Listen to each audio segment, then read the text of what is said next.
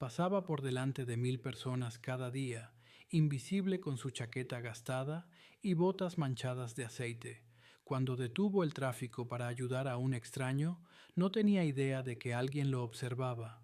Lo que pasó después sacudiría la comprensión de toda una ciudad sobre el valor. La señal del cruce parpadeaba en rojo, luego en ámbar, luego nada, solo el zumbido implacable del tráfico de Barcelona cortando otra tarde sofocante. Javier Morales sacó sus auriculares, el eco metálico del hip hop desvaneciéndose mientras observaba a un anciano blanco con un bastón luchando en la intersección. Los autos tocaban el claxon, los conductores ponían los ojos en blanco. Los hombros del anciano se hundían bajo el peso de la indiferencia, su mano curtida apretando el bastón más fuerte, mientras otra ola de vehículos pasaba a toda velocidad.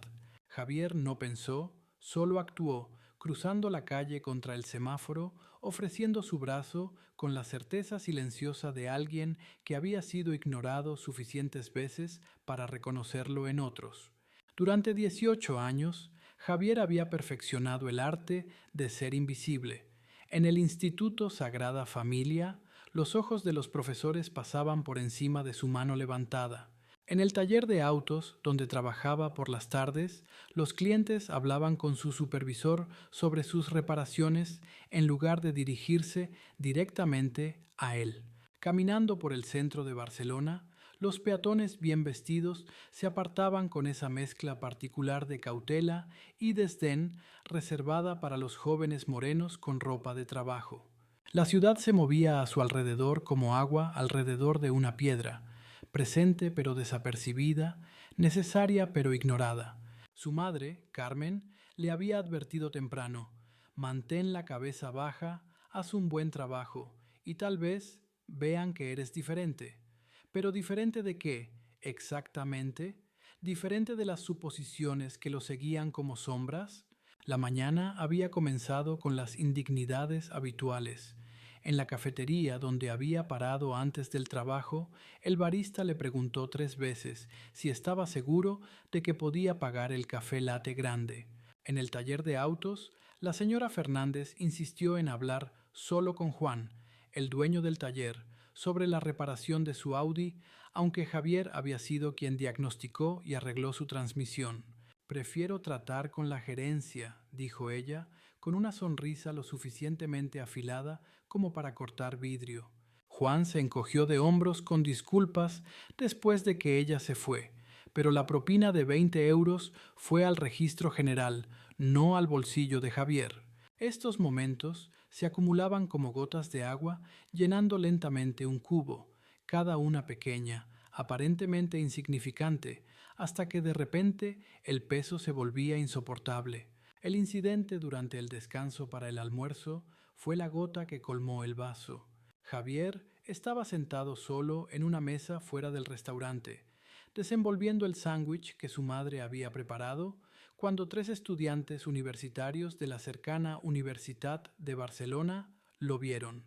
Estaban transmitiendo en vivo, con los teléfonos en alto, practicando lo que llamaban experimentos sociales. Uno de ellos se acercó a Javier con una confianza exagerada, hablando lo suficientemente alto para que la cámara captara cada palabra. Oye, amigo, estamos haciendo esto de dar dinero a personas que lo necesitan. Parece que podrías usar algo de ayuda. Sacó un billete arrugado de 5 euros, agitándolo con generosidad teatral. Solo cuéntanos tu historia. ¿Cómo terminaste aquí? La implicación quedó suspendida en el aire como humo. La multitud que miraba desde la terraza del restaurante comenzó a murmurar y reír. Alguien más comenzó a grabar. Javier sintió que sus mejillas ardían mientras explicaba tranquilamente que estaba en su descanso del trabajo, pero ellos insistieron: vamos, no seas tímido. ¿Cuál es tu lucha? ¿Cuál es tu historia? Cuando se levantó para irse, uno de ellos gritó: oye, estamos tratando de ayudarte aquí, no seas ingrato. Las risas que siguieron resonaron en sus oídos durante horas, pero ahora, guiando a este extraño por el cruce, Javier sintió que algo cambiaba. El anciano se movía lentamente, deliberadamente, con la respiración trabajosa pero constante. Su nombre era Antonio García, aunque Javier no lo sabría hasta más tarde. Antonio había servido en la Armada Española durante 30 años, había enterrado a 2 esposas y criado a 3 hijos, y poseía la clase de dignidad silenciosa que viene de sobrevivir más de lo que la mayoría podría imaginar. Cuando llegaron a la acera opuesta, Antonio se giró hacia Javier con ojos azul pálido que parecían contener vidas enteras. Gracias, hijo, dijo simplemente. No mucha gente se toma el tiempo hoy en día. Había algo en su voz, no exactamente gratitud, sino reconocimiento, como si entendiera lo que significaba ser pasado por alto, ignorado, descartado. Javier asintió y siguió caminando sin saber que una limusina negra había estado esperando en la acera, con su conductor observando cada momento del intercambio.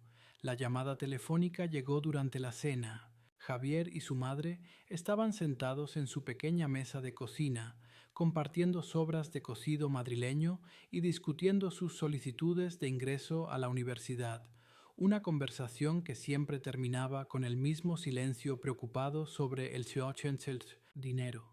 Cuando sonó el timbre, seguido de un golpe suave, Carmen frunció el ceño. Su barrio no era de los que recibían visitas sociales después del anochecer. A través de la mirilla vio a un hombre con un abrigo caro parado junto a su puerta. Era blanco, bien arreglado y parecía completamente fuera de lugar en su estrecho porche delantero. Cuando abrió la puerta, él se presentó como Miguel García, el hijo de Antonio. El nombre no les decía nada inicialmente, pero en 5 minutos, tanto Javier como su madre entendieron que estaban hablando con uno de los empresarios más poderosos de Barcelona. Miguel García era dueño de un imperio logístico que movía mercancías por todo el sureste de España. Sus empresas empleaban a miles, sus conexiones políticas llegaban a la oficina del presidente de la Generalitat y sus fundaciones filantrópicas habían construido la mitad de los centros comunitarios de la ciudad. También era, según supo Javier, el hombre que había autorizado los despidos masivos en el centro de distribución de l'Eixample 6 años antes, los mismos despidos que le habían costado a Carmen su trabajo y la obligaron a tomar 3 empleos a tiempo parcial solo para pagar el alquiler. La ironía no pasó desapercibida mientras estaban sentados en la sala de estar abarrotada, rodeados de muebles de segunda mano y facturas sin pagar, escuchando a este hombre explicar cómo su padre había llegado a casa esa noche hablando de la amabilidad de un extraño. Antonio no acepta ayuda de nadie, dijo Miguel, con una voz que llevaba el peso de años intentando y fallando. Es orgulloso, terco y desconfía de cualquier forma de caridad. Pero esta noche no podía dejar de hablar del joven que lo ayudó a cruzar la calle. Preguntó por tu nombre, Javier. Eso es inusual para él. Miguel hizo una pausa, estudiando las fotos desvaídas en la repisa. Javier en la graduación de secundaria, su padre con un casco de construcción, retratos familiares que documentaban una vida construida alrededor del trabajo, la esperanza y el arreglárselas con menos. Quería que te encontrara. Creo que vio algo en ti que le recordó a él mismo a tu edad. La conversación que siguió se extendió hasta altas horas de la noche. Javier se encontró hablando de sueños que rara vez había compartido con nadie. Su fascinación por la ingeniería mecánica, sus planes para diseñar mejores sistemas para la reparación automotriz, sus cartas de aceptación a 3 universidades diferentes y su incapacidad para pagarlas. Miguel escuchó sin interrumpir, ocasionalmente haciendo preguntas discretas que revelaban cuán atento estaba. Cuando Javier mencionó la humillación de esa mañana en la cafetería, el incidente de la tarde con los estudiantes universitarios y docenas de momentos similares que habían moldeado su comprensión de su lugar en el mundo, la expresión de Miguel se volvió cada vez más preocupada. He tenido tanto éxito durante tanto tiempo que olvidé lo que era ser ignorado, admitió Miguel. Mis empresas emplean a personas como tú y tu madre, pero ya rara vez interactúo directamente con ellas. Tomo decisiones sobre despidos y contrataciones desde salas de conferencias, mirando hojas de cálculo en lugar de rostros. Creo que he perdido el contacto con el costo humano de esas decisiones. Sacó su teléfono y mostró a Javier una foto de su propio padre cuando era joven, el mismo Antonio que había luchado en el cruce, pero décadas antes, de pie orgulloso con su uniforme de la Armada. Antonio creció pobre en un pueblo de Andalucía. Fue descartado, subestimado y desechado por casi todos los que conoció, pero tenía algo dentro de él que no podía ser disminuido por las limitaciones de otras personas. Veo esa misma cualidad en ti. La oferta llegó a la mañana siguiente en la oficina de Miguel en el centro, 30 pisos por encima de la ciudad que Javier había recorrido toda su vida. Matrícula completa, alojamiento y manutención en el Instituto Tecnológico de Cataluña, cursos preparatorios para garantizar el éxito académico, una pasantía garantizada en Logística García después de la graduación, con la posibilidad de empleo de tiempo completo. Pero no era caridad, insistió Miguel, era una inversión en reconocer el potencial que otros habían pasado por alto. Para hacer el arreglo oficial y sostenible, establecería el programa de becas Potencial Oculto de la Fundación Familia García con un financiamiento inicial de 250.000 euros, diseñado específicamente para estudiantes con talento académico, de familias trabajadoras. Cuando el equipo de Relaciones Públicas sugirió convertir el anuncio de la beca en un evento mediático, Miguel declinó. No se trataba de publicidad o imagen corporativa, se trataba de corregir un descuido, tanto personal como social. El único elemento ceremonial fue un pequeño regalo, el reloj de bolsillo de su padre, llevado a través de la Guerra Civil Española y 30 años de servicio naval. Este reloj ha sobrevivido guerras, tormentas y décadas de vida dura, le dijo Miguel a Javier. Creo que puedes sobrevivir cualquier desafío que enfrentes. La reacción en el Instituto Sagrada Familia fue rápida y polarizada. Algunos profesores expresaron genuino entusiasmo por la oportunidad de Javier. Otros susurraban sobre acción afirmativa y cuestionaban si realmente merecía tal apoyo. En el taller de autos, Juan estaba emocionado, pero varios clientes habituales hicieron comentarios puntuales sobre regalos y gente que avanza sin merecerlo.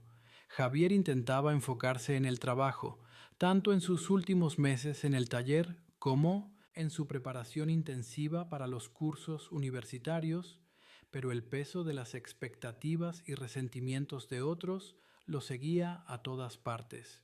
La transición al Instituto Tecnológico de Cataluña fue tanto exhilarante como aislante.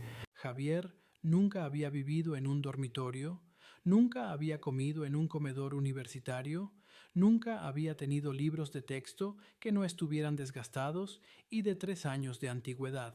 Su compañero de cuarto era educado pero distante, un estudiante de medicina de Tarragona cuya familia había asistido al Instituto Tecnológico durante 3 generaciones.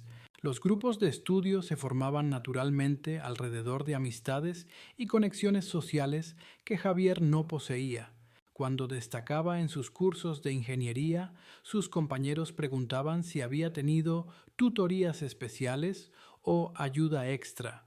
Cuando tenía dificultades con matemáticas avanzadas, los mismos compañeros asentían con complicidad, como si sus dificultades confirmaran sus suposiciones preexistentes. Pero Javier había aprendido algo importante durante esos años de ser ignorado: cómo trabajar de manera constante, metódica, sin requerir validación externa. Pasaba largas horas en el laboratorio de ingeniería aprendiendo software CAD y técnicas de modelado 3D. Se ofrecía como voluntario para proyectos de investigación que otros estudiantes consideraban demasiado consumidores de tiempo o poco atractivos. Poco a poco, los profesores comenzaron a notar la calidad de su trabajo.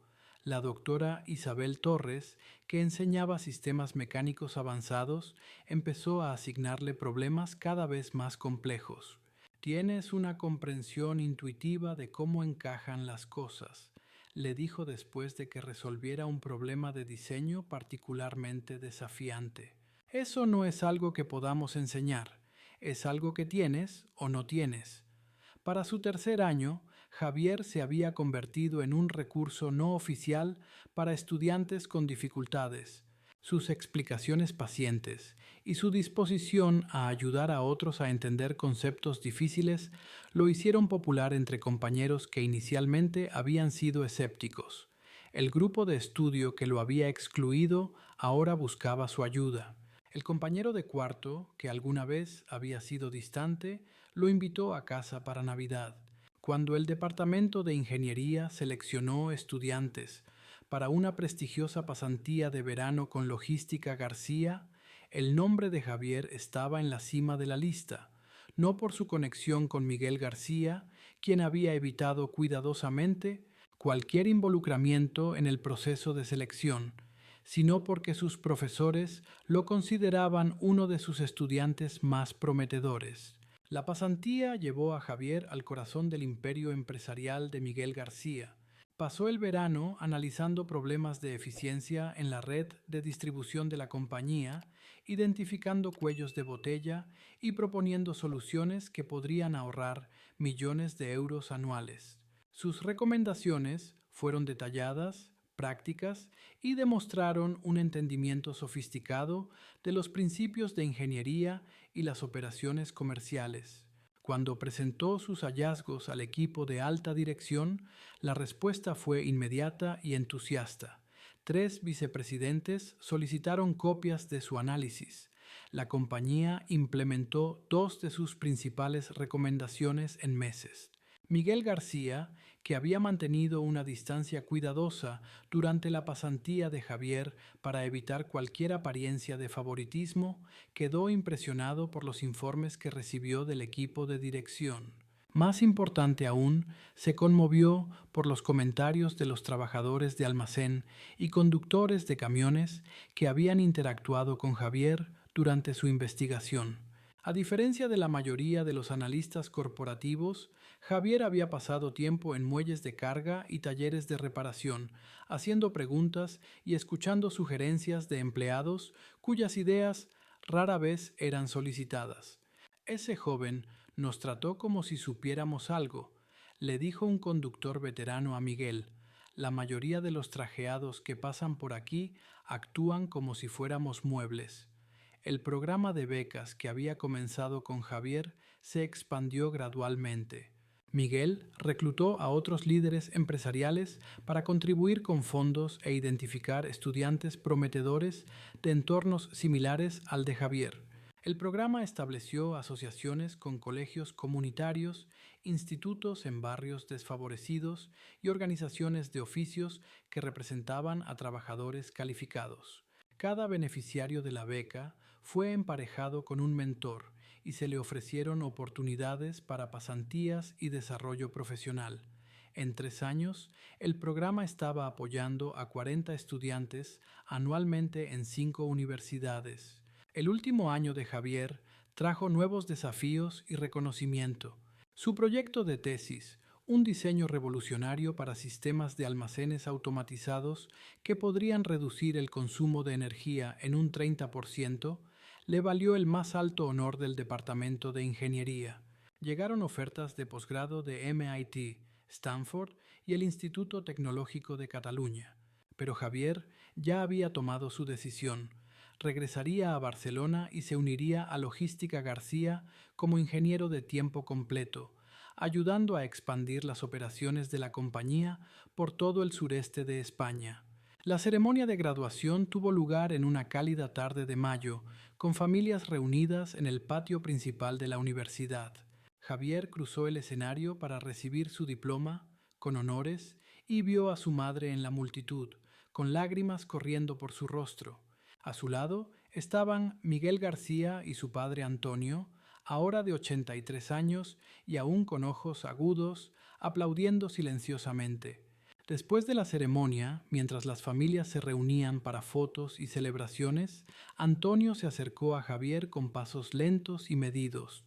Quería agradecerte de nuevo, dijo el anciano, con una voz que llevaba la misma dignidad que Javier recordaba de esa tarde en el cruce. No solo por ayudarme a cruzar la calle, sino por recordarle a mi hijo lo que significa prestar atención a las personas. Es un buen hombre, pero había perdido un poco el rumbo. Tú lo ayudaste a encontrarlo de nuevo. Antonio metió la mano en el bolsillo de su chaqueta y sacó un paquete pequeño envuelto. Sé que Miguel te dio mi viejo reloj, pero esto es de mi parte personalmente.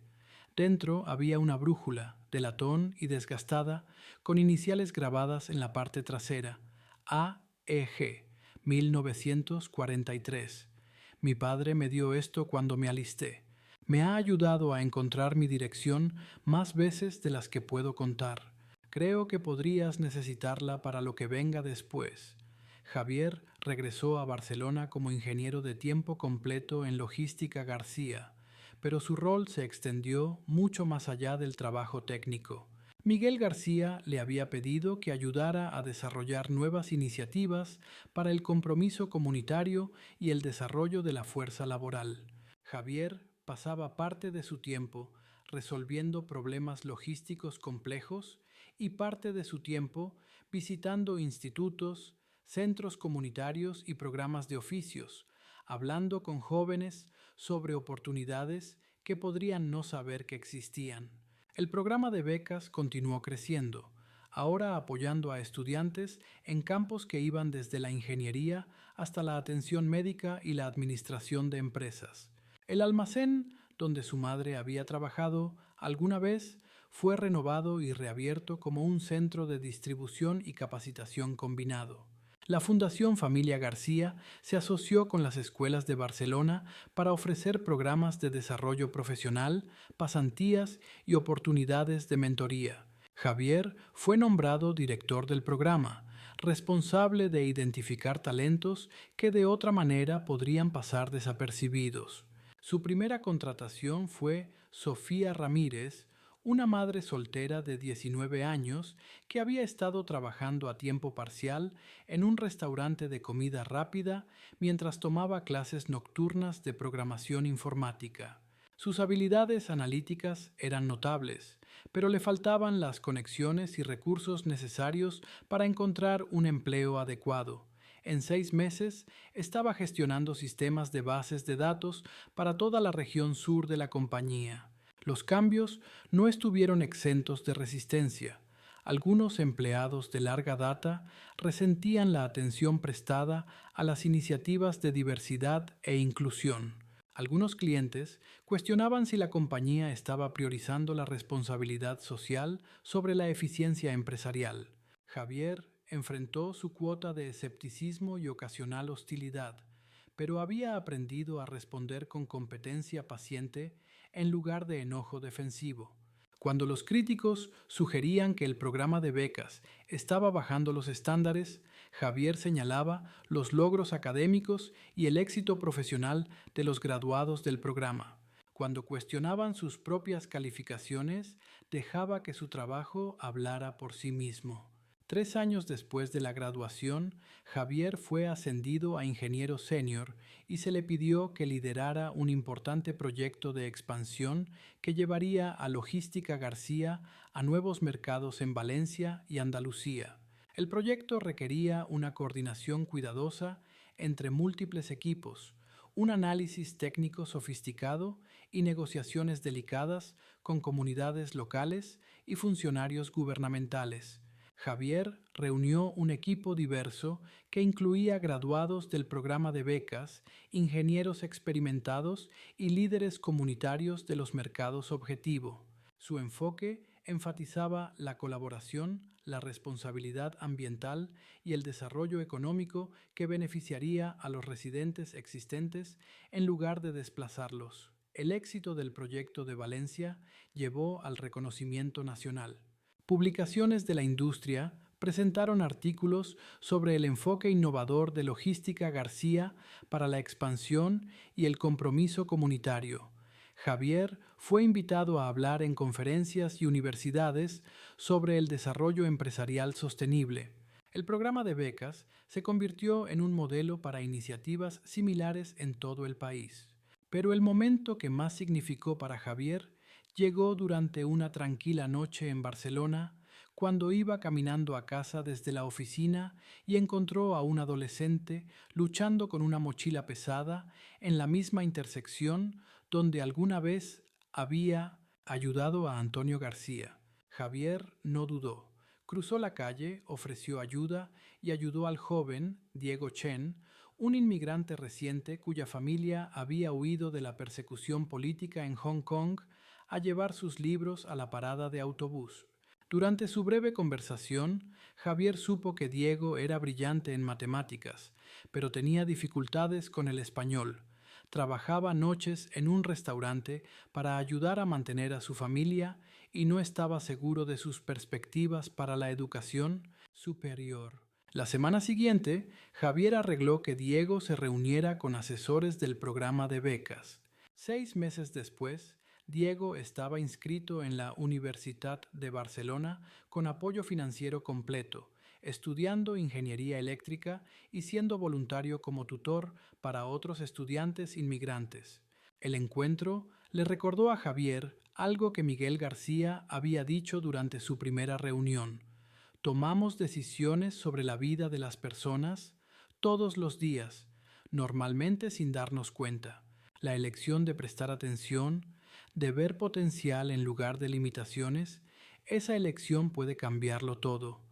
Mientras Javier caminaba a casa esa noche, con la brújula de Antonio García en su bolsillo y el reloj de su padre en su muñeca, entendió que su historia se había convertido en parte de algo más grande que el éxito individual. Se trataba de crear sistemas que pudieran identificar y nutrir el potencial humano donde quiera que existiera, sin importar el empaque en que llegara. El programa de becas ahora apoya a más de 200 estudiantes anualmente en 12 regiones.